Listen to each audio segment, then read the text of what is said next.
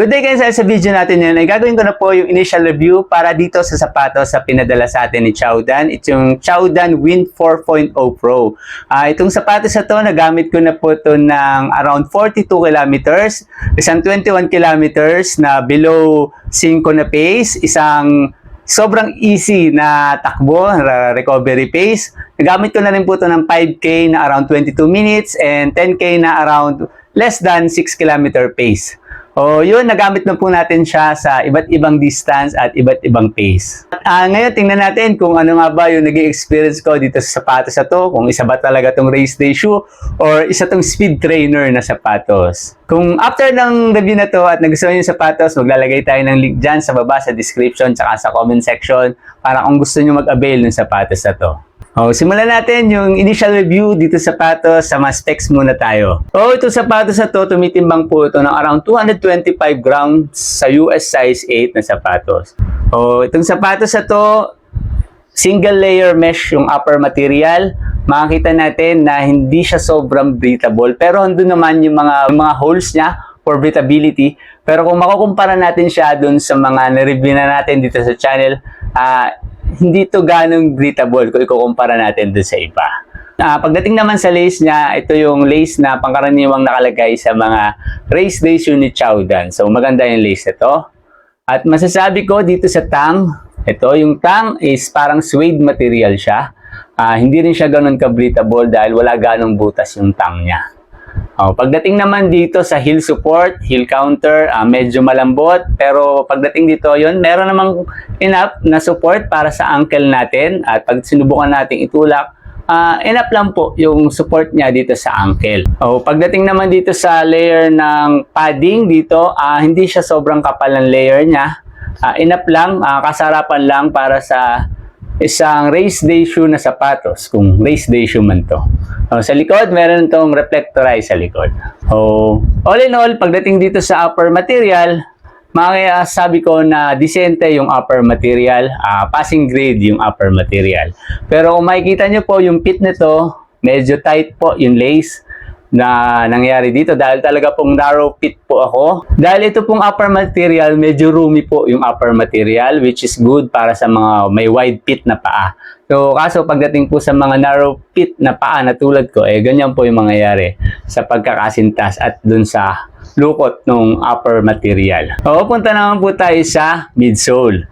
Midsole po nito, Q Kung Fu Pro yung upper layer. Ito po. Ito pong yung Kung Fu Pro dito, masasabi ko na ito po yung same ng lambot ng mga Kung Fu Pro na nakalagay sa mga PB series at sa mga Plaid series nila. Which is talagang responsive, malambot, saka talagang well-cushioned yung gantong klase ng Kung Fu Pro. While pagdating naman po dito sa baba, ito po, itong parte na to, dito, ito po yung Q Light Speed. Medyo bago sa pandinig natin yung Q Light Speed. Pero sa simpleng term, mas matigas po siya ng bahagya. Mas nagbibigay siya ng stability dun sa lower part ng midsole para maging mas stable yung sapatos.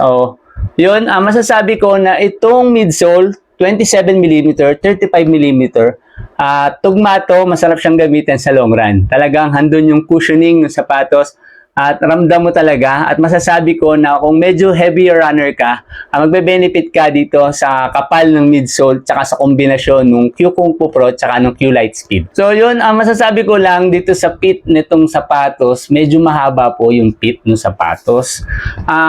Kung naalala nyo po doon sa TG, yun din yung comment ko doon sa TG na US size 8 po ako pangkaraniwan. Ito po US size 8 din.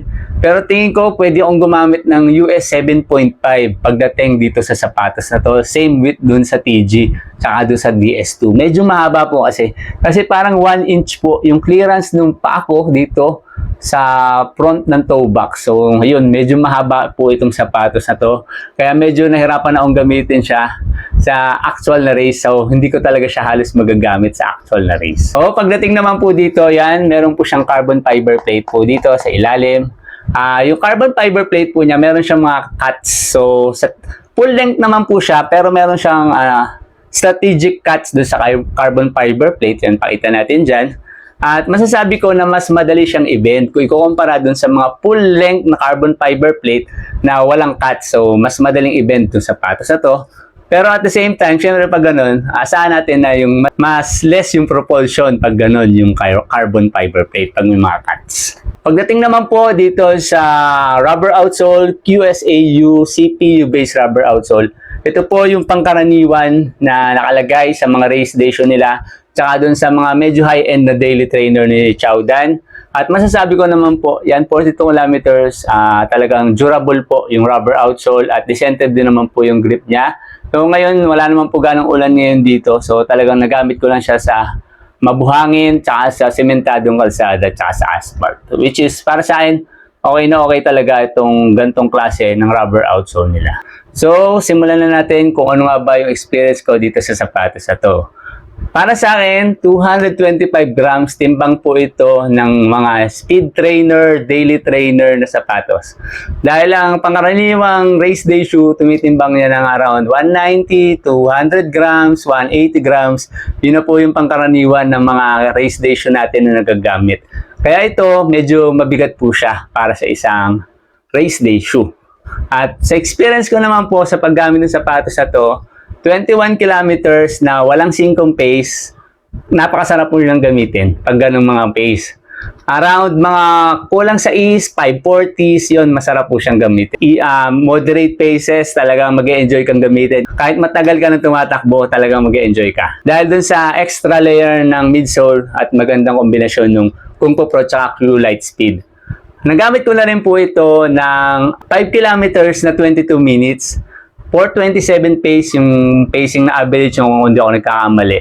At sa pakiramdam, pag pumipacing ako ng mga 4:20s, 4:15, raramdaman ko na parang unti-unti magkakaroon siya ng hotspot. So, para sa akin, sapatos ito, hindi ito pang all-out speed talaga. Ang sweet spot para sa akin dito sa sapatos ito, kulang 5 at kulang 6 na pace. Yun para sa akin, kasarapan talaga siyang gamitin.